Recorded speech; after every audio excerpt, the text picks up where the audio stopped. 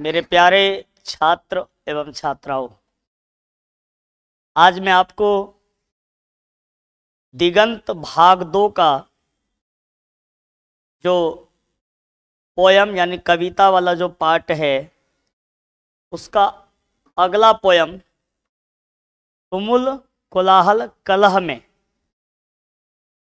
इस कविता के बारे में बताने जा रहा हूँ। हम इसके बारे में आपको सारी बातें बताएंगे और ध्यान से आप अगर मेरी बातों को सुनते हो तो ये समझना और याद रखना बिल्कुल आसान हो जाएगा। अब ये तुमुल कोलाहल कलह में, इसका मतलब क्या होता है? इसका मतलब होता है अत्यधिक कोलाहल जो होता है, अत्यधिक शोरगुल जो होता है, वह कलह का कारण होता है। उसके कारण हमारे जीवन में क्लेश उत्पन्न होता है, कलह उत्पन्न होता है, कई प्रकार के कष्ट आते हैं। अब इस कविता के रचयिता कौन है? उनका फोटो आप देख रहे हो, ये हैं जय शंकर प्रसाद। जी हाँ, जय शंकर प्रसाद।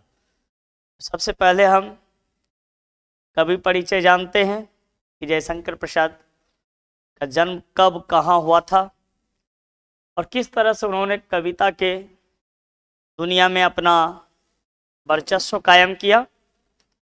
तो सबसे पहले इस बात को जान लेते हैं कि जयशंकर प्रसाद का जो है जन्म वो हुआ था 1889 ईस्वी में। और कहाँ पर? जी बिल्कुल, उत्तर प्रदेश के वाराणसी नामक स्थान पर। उत्तर प्रदेश के वाराणसी नामक स्थान पर। अब देखिए जयशंकर प्रसाद के बारे में आप जानने का कोशिश करें। जी बिल्कुल, 30 जनवरी 1889 और शक संवत जो कैलेंडर होता है उसके हिसाब से 1946। खैर उसके बारे में आपको जानकारी रखने की आवश्यकता नहीं है, आप अभी जो तारीख चल रहा है उस हिसाब से सोचें। 30 जनवरी 1889 को इनका जन्म हुआ। कहाँ पर? जी वाराणसी में। और इनकी मृत्यु हुई 15 नवंबर 1937 को। इनके पिताजी का नाम था, आप देख सकते हैं, देवी प्रसाद साहू। और इनके पितामह यानी दादाजी थे शिवरत्न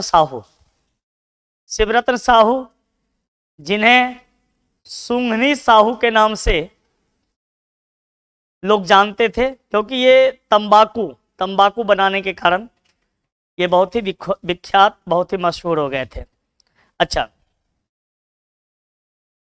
इनकी पढ़ाई लिखाई यानी जयशंकर प्रसाद की पढ़ाई लिखाई उच्च स्तर तक नहीं हुई थी, 8वीं तक पढ़ा था इन्होंने।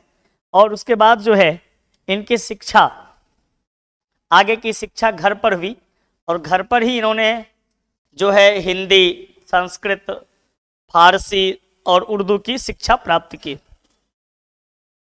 इनके बड़े भाई का नाम था शंभुरत्न। अच्छा, इनके जीवन में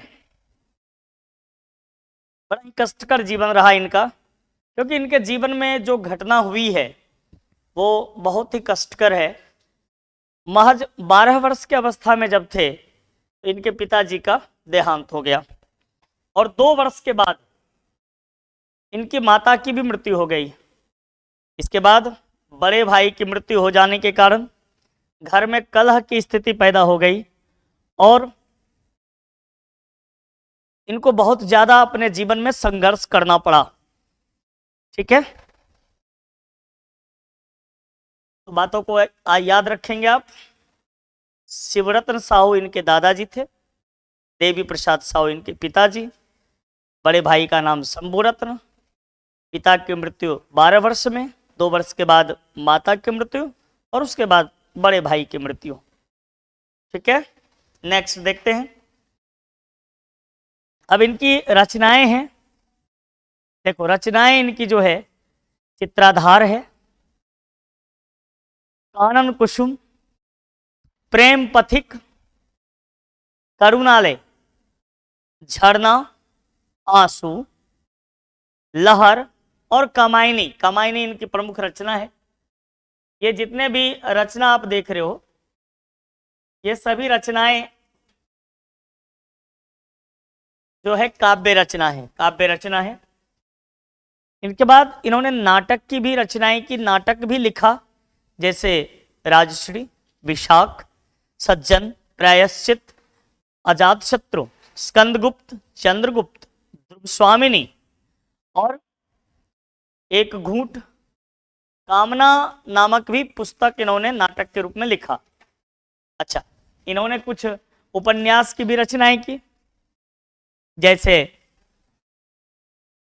कंकाल, कंकाल हो गया, तितली हो गया, इरावती। कहानी संग्रह में इन्होंने जो कुछ किताबों की रचनाएं की है वो है छाया, प्रतिध्वनि, इंद्रजाल, आकाश दीप, काव्य कला तथा अन्य निबंध, यानी निबंध के क्षेत्र में भी इन्होंने अपनी रचनाएं की। कुल मिलाकर के ये बहुत अच्छे रचनाकार थे और बहुत सारे काव्य, नाटक, उपन्यास, कहानी संग्रह, निबंध इत्यादि की रचनाएं की। ठीक है, तो कुछ किताबों के नाम आप याद रखेंगे और ये परीक्षा में पूछे जाते हैं। जैसा आपको दे दिया जाए कि कंकाल किसकी रचना है, जयशंकर प्रसाद की। तितली किसकी रचना है, जयशंकर प्रसाद की। तो याद रखेंगे। आगे देखते हैं।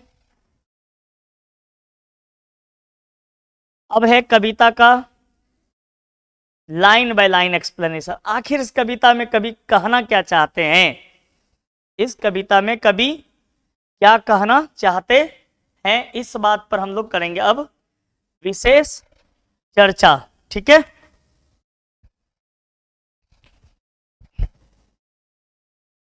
तो देखते हैं लाइन बाय लाइन।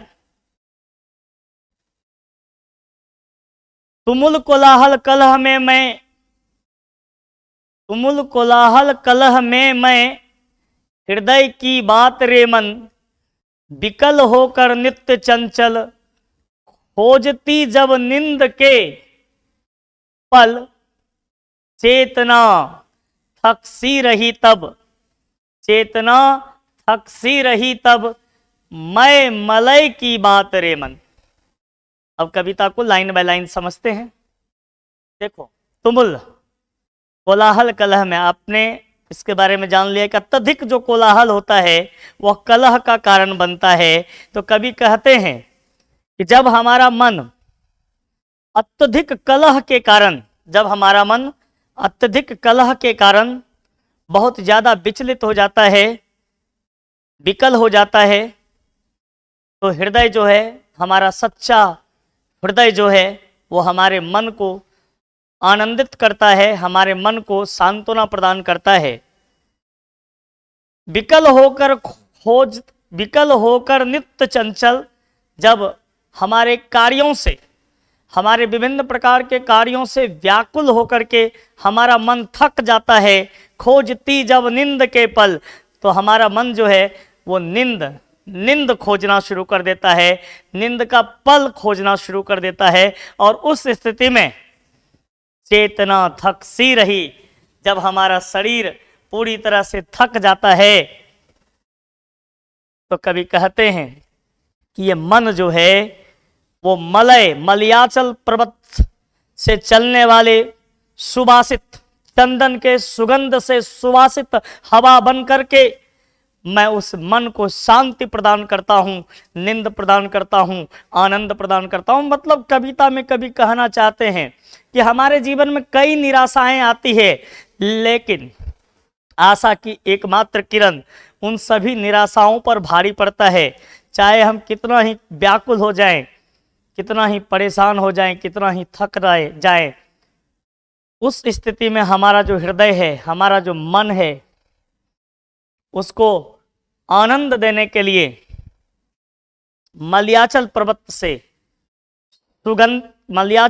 से आने वाली सुगंधित हवा, यानी हमारे हृदय हमारे मन में आशा की वो किरण प्रस्फुटित हो जाता है, जिसके बाद हमें बिल्कुल मन में शांति मिलता है।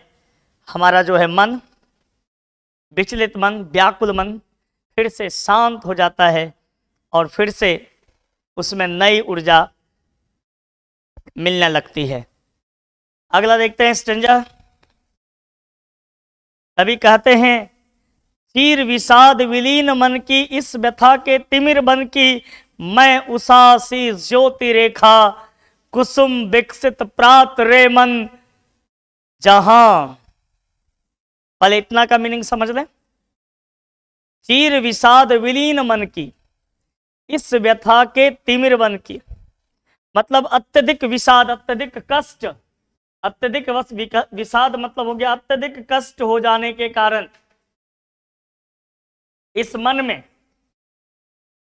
जो है ऐसा महसूस होता है कि जैसे कि मेरा मन जो है वो तिमिर मतलब होता है अंधकार, अंधकार से भरे हुए वन में भटक रहा है। ऐसा लगता है कि मन अंधकार से भरे हुए वन में भटक रहा है और उस भटकते हुए मन को आनंद प्रदान करने के लिए कुसुम मतलब फूल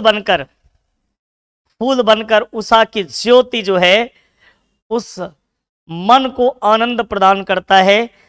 फूल जो है खिल जाते हैं, उषा की ज्योति यानी कि सुबह की रोशनी हर जगह फैल जाती है और फिर से हमारा मन जो है घोर अंधकार, जो दुख क्लेश कष्ट के घोर अंधकार में रहता है, उस अंधकार से बाहर निकल जाता है और मन पुनः आनंदित हो जाता है। कभी कहते हैं, जहां मरु ज्वाला धधकती, चातकी कन को तरसती, उन्हीं जीवन घाटियों की, मैं सरस बरसात रे मन, मैं सरस बरसात रे मन। कभी कहते हैं, जब हमारा मन बहुत ज्यादा विचलित हो जाता है, जब हमारे मन में कलह क्लेश कष्ट आता है, तो हमारा मन जो है वो मरुस्थल के समान गर्म हो जाता है, मरुस्थल के ज्वाला के समान धधकने लगता है और तब उस मन को ऐसा महसूस होता है कि वो उसी प्रकार से कष्ट भोगने लगता है जैसे चातकी जो है, चातकी पक्षी जिस तरह से एक एक बूंद पानी के लिए तरसने लगता है, उसी तरह से हमारा मन जो है खुशी के लिए, आनंद के लिए तरसने लगता है। और उस परिस्थिति में आशा की जो किरण है वो एक बरसात के समान उस मन को आनंदित प्रदान करता है, आनंद प्रदान करता है।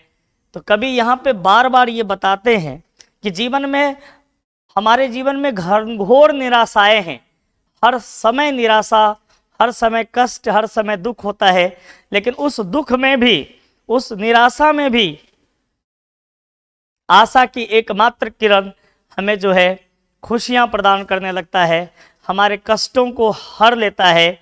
तो कभी निराशा में भी आशा को समावेशित करके इस कविता की खूबसूरती को काफ़ी बढ़ा चुके हैं, बढ़ा दिए हैं। और इस कविता के कवि का नाम आप जान रहे हैं, जयशंकर प्रसाद। तो आगे देखो, पवन की प्राचीर में रुक जला जीवन जा रहा झुक, पवन की प्राचीर में रुक जला जीवन जा रहा झुक, इस झुलसते विश्ववन की मैं कुसुम ऋतुरात रे मन। यानी प्रस्तुत कविता में कवि कहते हैं कि पवन की प्राचीर में रुक, जब गर्म हवा के आगोश, जब गर्म हवा के चार दीवारी में हमारा मन घिर जाता है, जब गर्म हवा के चार दीवारी से हमारा मन घिर जाता है, तो हमारा मन जो है वो अपने आप को झुलसता हुआ महसूस करता है। उस झुलसते हुए स्थिति में, मतलब जब गर्म हवा का झोंका हो और उस झोंके से हमारा शरीर, हमारा मन घिर जाए, तो कैसा महसूस होगा? बिल्कुल गर्म महसूस होगा, एकदम से ऐसा लगेगा जैसे कोई हमें जला रहा हो, कोई हमें आग में झोंकने का प्रयास कर रहा हो, मन झुलसने लगता है। और उस स्थिति में मैं कुसुम ऋतु रात रे मन, मैं वसंत ऋतु बन करके, मैं वसंत ऋतु बन करके उस झुलसते हुए मन को आनंद प्रदान करता हूं। और वो मैं कौन है? वो आशा है, जो हर निराशाओं में आपके मन में आकर के आपको आनंद प्रदान करता है। हर निराशाओं में आशा का समागम हो जाने से, आशा के आ जाने से निराशाएं दूर हो जाती है और हमारा मन खुशी के मारे भाव विह्वल हो जाता है।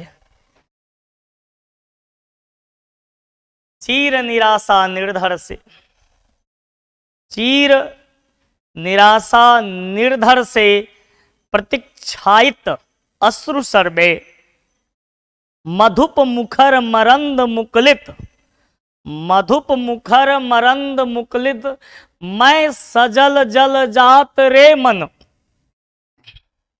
अभी कहते हैं कि जब घोर निराशाओं का बादल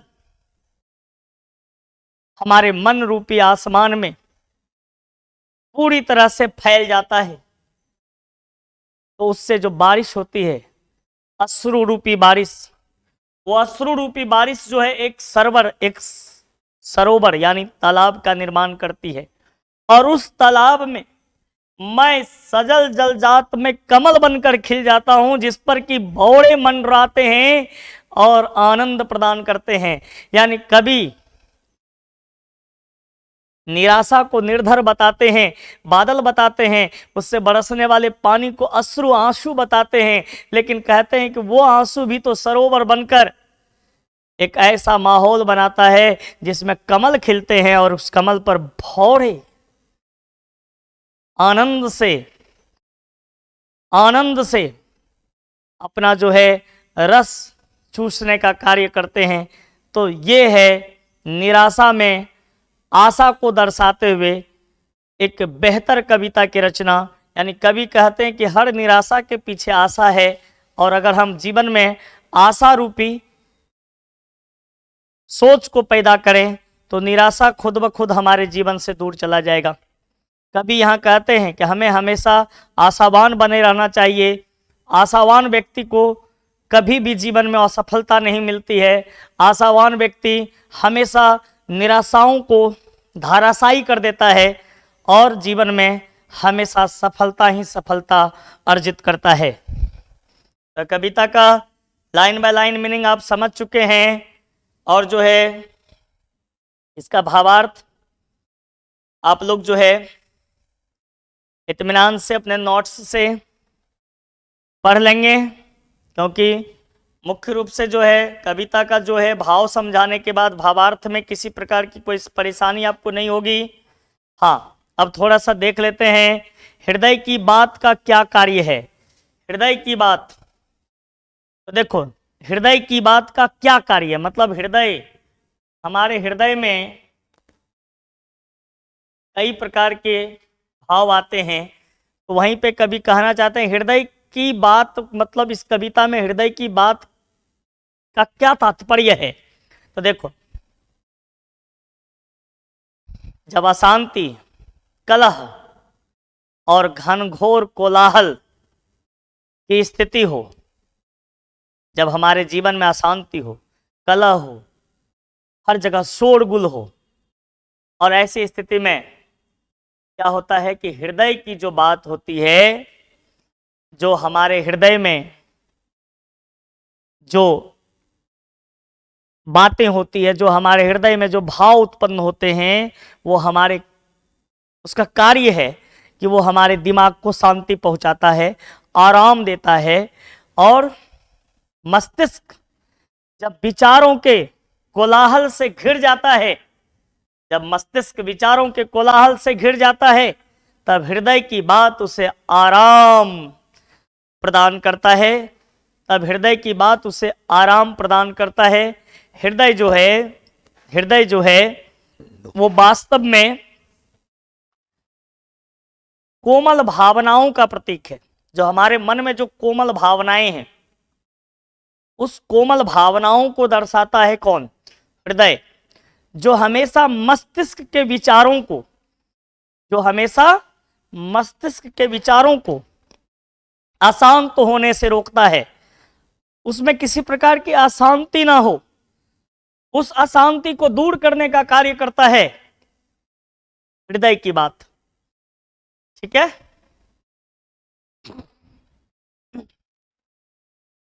दूसरा प्रश्न देखो, कविता में उषा की किस भूमिका का उल्लेख है?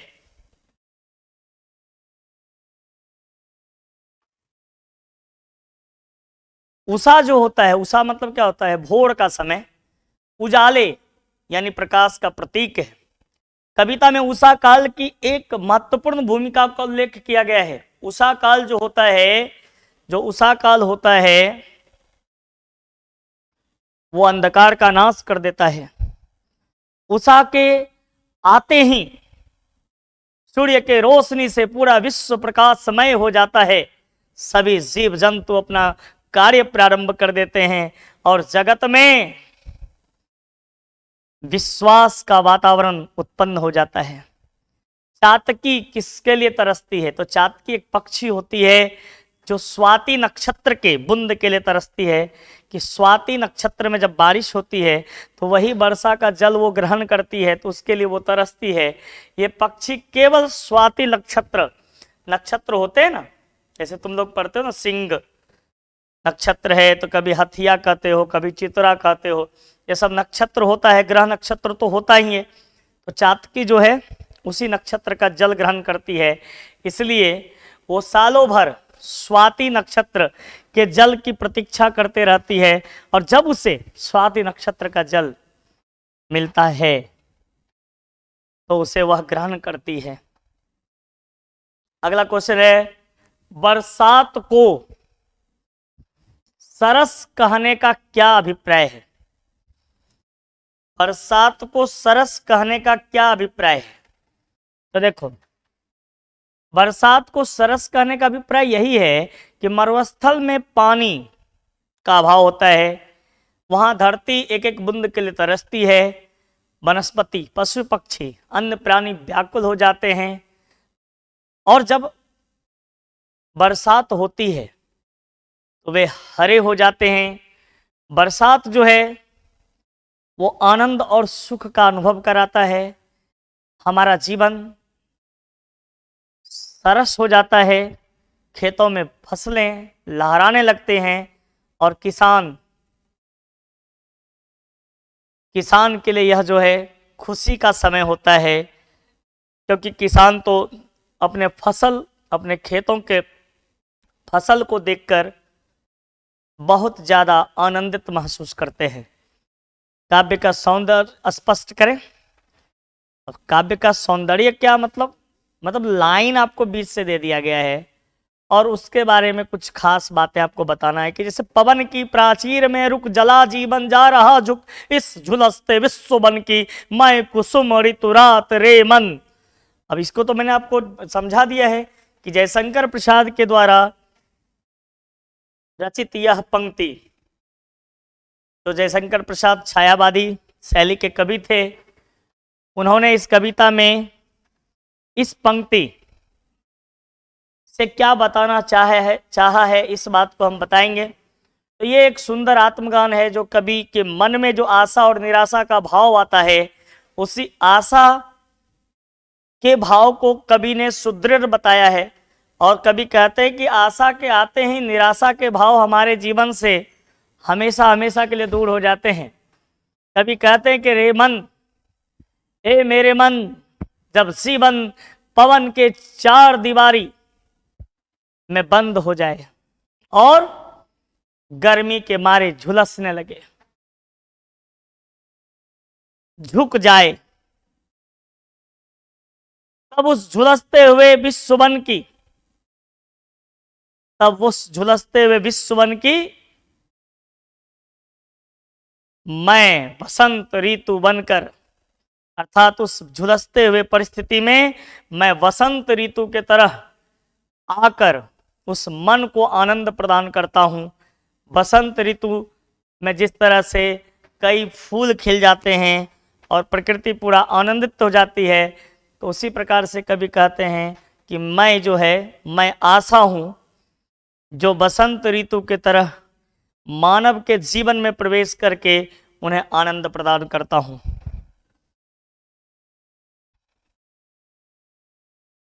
आगे देखो, सजल जलजात। सजल जलजात तो आप समझते हैं, सजल मतलब जल में खिला हुआ, जलजात कमल। सजल जलजात जो है वो कुछ नया चीज नहीं है, आप जानते हैं कमल फूल को ही सजल जलजात कहा जाता है। ठीक है, कविता का केंद्रीय भाव क्या है संक्षेप में लिखिए। अब देखो इस कविता में जो है नायिका श्रद्धा है, श्रद्धा और मनु, वह स्वयं कामायनी है, विश्वास रूपी आस्तिक बुद्धि है। श्रद्धा जो है, जो आशा है, वही तो हमारे जीवन में विश्वास पैदा करता है। वह हर पल हमारे मन को शांति और खुशी प्रदान करता है।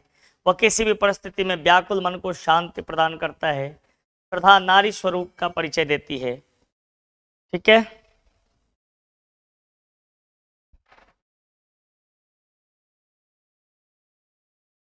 कविता में विषाद और व्यथा उल्लेख है, यह किस कारण से है? अपनी कल्पना का उत्तर दीजिए। अब विषाद और व्यथा क्या होता है? यही ना, विषाद मतलब दुख, व्यथा मतलब भी क्या होता है? कठिनाइयाँ, दुख, व्याकुलता। ये हमारे जीवन की वो परिस्थितियां हैं जो हर रोज हमारे जीवन में आते हैं। और मानव जीवन में अनेक कठिनाइयाँ, बाधाएं, अड़चने, ये सब तो हमारे जीवन में आते ही रहते हैं। व्याकुल मन इन चीज़ों को देखकर दुखित हो जाता है, लेकिन जिस तरह से एक स्त्री अपने घर को संभालती है, वैसे ही हमारा आशा रूपी मन इन सारे चीज़ों को एक अलग साइड में रख करके, अलग हिस्से में रख करके हमारे जीवन में आशा प्रदान करता है। कामायनी नामक महाकाव्य जो है वो जयशंकर प्रसाद की रचना है, जिसमें कवि ने श्रद्धा और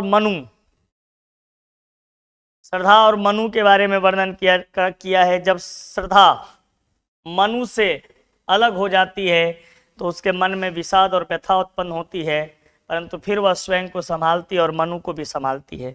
यहाँ कहने का सेंस क्या है? श्रद्धा जो है वो आशा है, मनु जो है, मनु से अलग होने का सेंस है कि मन में निराशा का भाव जब आता है तो श्रद्धा जो है वो आशा के भाव के साथ उस व्याकुलता को, इस परिस्थिति को संभाल करके खुद को भी आनंद प्रदान करती है और मनु यानी निराशा को भी आशा में बदलने की चेष्टा करती है। ठीक है, अब देखेंगे इसका ऑब्जेक्टिव।